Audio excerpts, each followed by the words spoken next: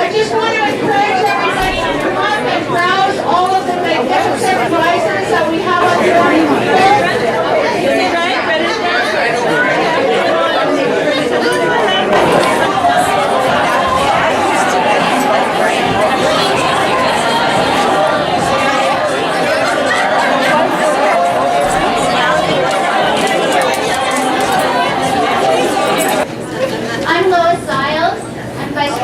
the Waterloo Regional Labor Council, and I just want to welcome everyone this morning. Thank you all for coming and helping us celebrate International Women's Day together.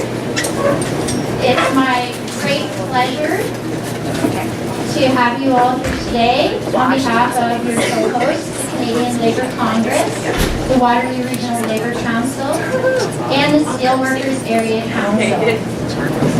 Things like violence against women or sexual violence, I get a very responsive audience. People understand why those things are bad and why we need some solutions. And when I talk to people about things like the absence of women in leadership roles in government and in the corporate sector, most people agree that that's a bad thing and it's something that we need to address. When I talk to people about the fact that women are overrepresented in poverty, then most people think that that's also a problem. But when I talk to people about childcare, not so much. Even when I talk to people who are progressives, I often get a sort of confused, bewildered response. Even when I talk to women sometimes, I get responses that indicate that people in Canada don't really get why childcare is such a critical women's issue. And I find that astounding because Canadians really pride ourselves on the fact that we value social programs, that we are leaders in social programs for the most part. The Toronto Sun, a very conservative media, says that a national child care program would be yet another scheme to get kids out of the home and into the arms of the state as early as possible, presumably so that we can turn them into little automatons. In Quebec, where they have, as you know, a universal child care program, they figure that they get $2 back for every dollar they spend just on the increased tax revenue that they generate from working parents. So increased tax revenue, lower social assistance, more jobs, and generally better outcomes for children. We currently spend $7 billion on our choice in child care programs, which accomplish none of those things. A U of T study a number of years ago confirmed that for every dollar we spend on childcare, we get about $2 back. Except that for every dollar we spend on childcare for children who live in poverty, we get about $7 back. Because that's how helpful it is for children who live in poverty to catch up with where their peers would be when they start school, to have healthy play and healthy food and have that sort of environment. Just talking about a career in radio, television is quite different.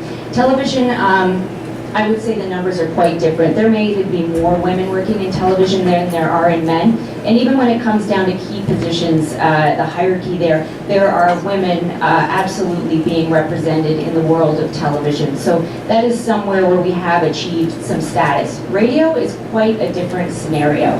I work for a giant company.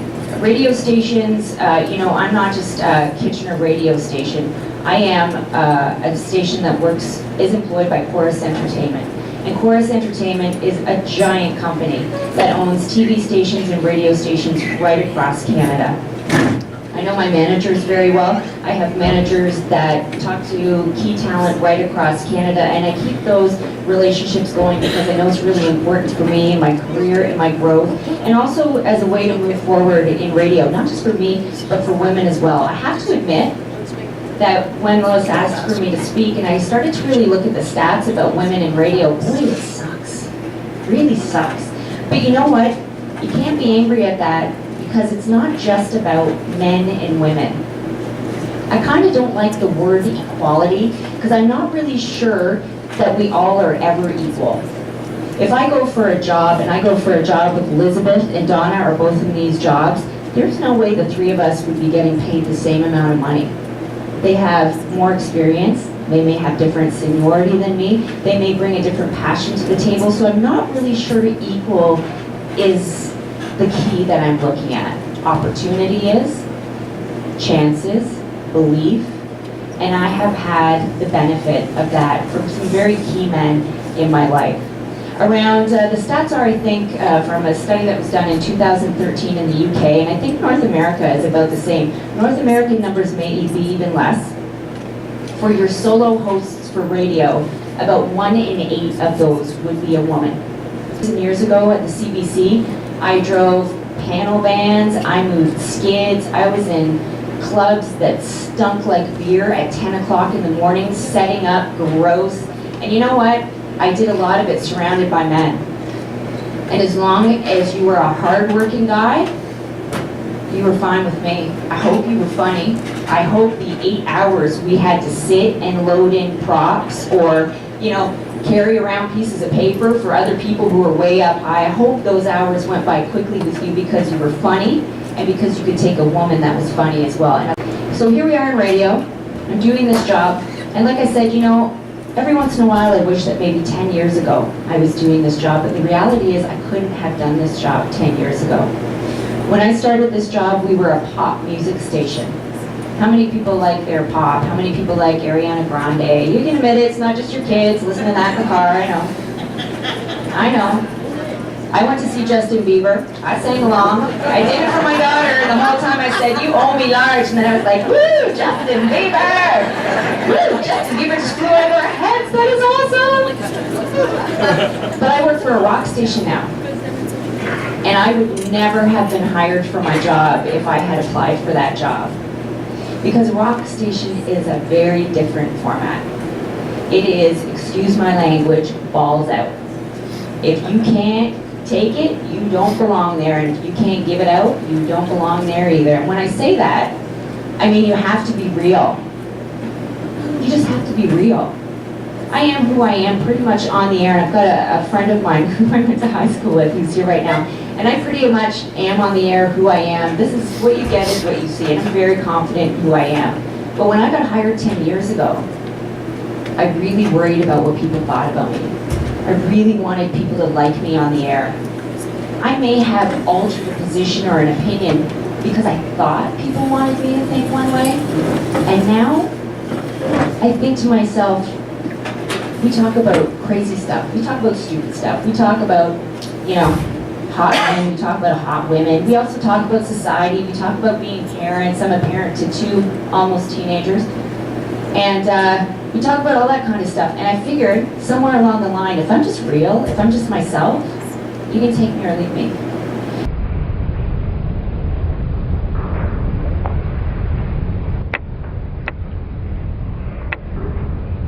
This year's theme for International Women's Day, equality for women is progress for all, is one that gives me hope as well as despair.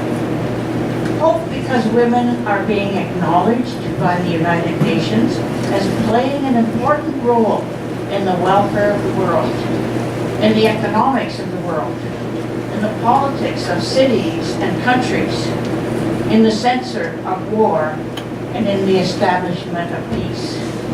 Let's look at some of the women leaders here in Waterloo Region. In the last municipal 24 election, 25.4% of those elected to councils and school boards were women. The only council in the region with no women elected is Wilmot Township. I think we're going to have to get out there and work. These women are our political leaders who carry an extra responsibility to be role models and mentors to other women, to encourage women to run, to support and assist women when they do take the plunge. Most of the women elected have either served on or participated in the Women's Municipal Campaign School that encourages and shows women how to run successfully in a municipal election. Discrimination is still too prevalent in too many people's opinions and are harmful to women's equality, pride, and welfare. I had great hope when 6 of the premiers in the provinces and territories of Canada were women in 2013. It seemed we were on a road to acceptance of women as political leaders. Alas, my hopes were dashed when defeat and resignations reduced the number to 2. by 2014. Kathleen Lynn in Ontario and Christy Clark in British Columbia. But for a brief time, women were prominent across the country in Nunavut, Newfoundland and Labrador, Quebec, Ontario, Alberta, and British Columbia. What I have here is my obnoxious goat drum, otherwise known as a blower. Down. Yeah, this is generally what the Irish and the Scots used to terrify each other on the battlefield. Excuse me, but you'll notice that it's actually a woman's tool. This is how you separated the wheat from the chaff. You'd swirl it around and throw it up in the air and everything would blow away. And then you could take it out to party. As we come marching in the beauty of the day, a million darkened kitchens, a thousand mailbox gray, are touched with all the radiance that a sudden sun discloses. For the people hear us singing bread and roses, bread and roses. As we come marching, we battle to for men, for they are women's children, and we mother them again. Our lives shall not be slanted from birth until life closes. Hearts starve as well as bodies. Give us bread, but give us roses. As we come marching,